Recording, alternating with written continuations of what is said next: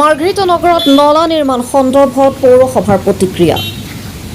দক্ষ কাৰিকৰী লোকৰ দ্বাৰা পৰীক্ষণ নিৰ্মাণ কাৰ্য 2016 পৰা 2017 চনৰ পৰা non lapsable central pool of resources চমুকৈ NLCPRৰ কেন্দ্ৰীয় চৰকাৰ আঁচনিৰ অন্তৰ্গত মাৰ্ঘেৰিটা নগৰত নলা নিৰ্মাণৰ কাম পূৰ্ণ গতিত চলি আছে।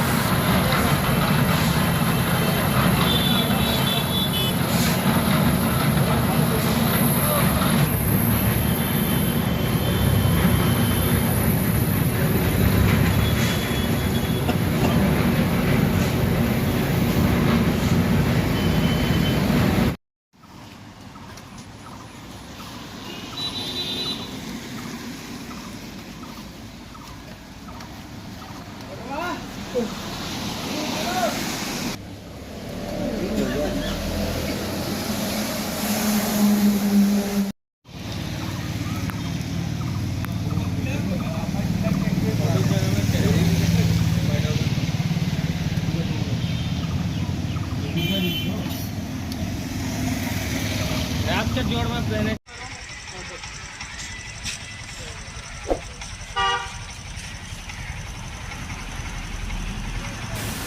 কিন্তু একাংশ দল সংগঠনে এই নিৰ্মাণ কাৰ্য নিম্ন মানদণ্ডৰ হোৱা বুলি অভিযোগ উত্থাপিত কৰি আহিছে। এই অভিযোগ সন্দৰ্ভত আজি মাৰ্ঘেৰিটা পৌৰসভাৰ পৌৰপতি আনন্দ কুমাৰ শৰ্মাই নিজৰ প্ৰতিক্ৰিয়া প্ৰকাশ কৰিছে। কোনো পধ্যেই যাতে ঠিকাদাৰে নিৰ্মাণ কাৰ্যত অনিয়ম যাতে সংঘটিত কৰিব নোৱাৰে তাৰ বাবে পৌৰসভাই তীক্ষ্ণ নজৰ ৰাখি আহিছে বুলি কয়। অভিযোগ উত্থাপিত হোৱাৰ পিছতে ঠিকাদাৰক তৎকালীনভাৱে মাতি অনা বুলি পৌৰপতি আনন্দ কুমাৰ শৰ্মাই জানিবলৈ দিছে। ইয়াৰ উপৰিও বিভিন্ন সময়ত তৃতীয় পক্ষৰ দক্ষ কাৰিকৰী লোকৰ দ্বাৰাও সময়ে সময়ে নিৰ্মাণ কাৰ্য পৰীক্ষণ কৰি অহা হৈছে বুলিও সাংবাদিকক জানিবলৈ দিয়ে। ইয়াৰ উপৰি শৰ্মাই কয় যে 31 অক্টোবৰত নিৰ্মাণ কাৰ্য শেষ হোৱাৰ পিছতো নিৰ্মাণকাৰী প্ৰতিষ্ঠানে চোৱা চিতা কৰিব বুলি কয়।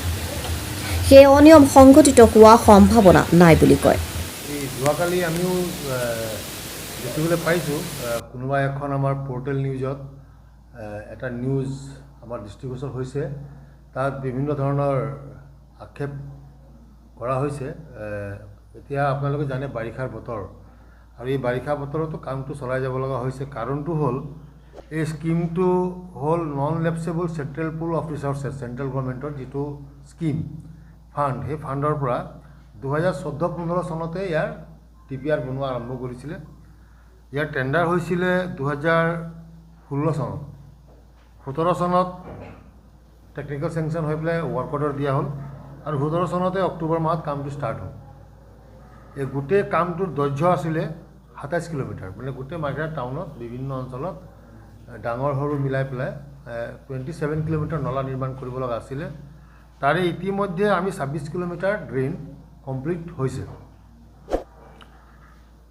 আমাৰো চকুত আমি দেখিবলৈ পাইছোঁ, আমাৰ মানে মই যিহেতু টেকনিকেল পাৰ্চন নহয়, তথাপিও মই যিবিলাক দেখিছোঁ ক'ৰবাত স্লেব খোলা আছে, ক'ৰবাত কাম কৰোঁতে মানুহবিলাকৰ অসুবিধা হৈছে, সেইবিলাক গোটেই কাৰণবিলাকৰ কাৰণে আমি সময়ে সময়ে কণ্ট্ৰেক্টৰক আমি ন'টিছ কৰিছোঁ।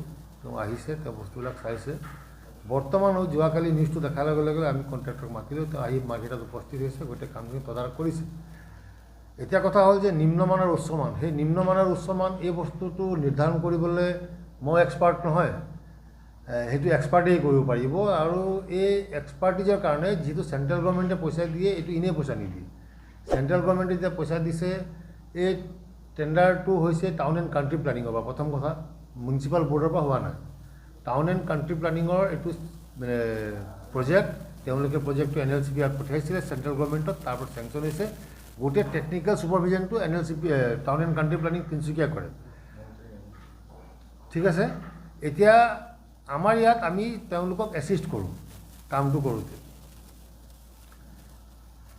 গভৰ্ণমেণ্ট অফ ইণ্ডিয়াই থাৰ্ড পাৰ্টি ইনস্পেকশ্যন কৰায় সময়ে সময়ে।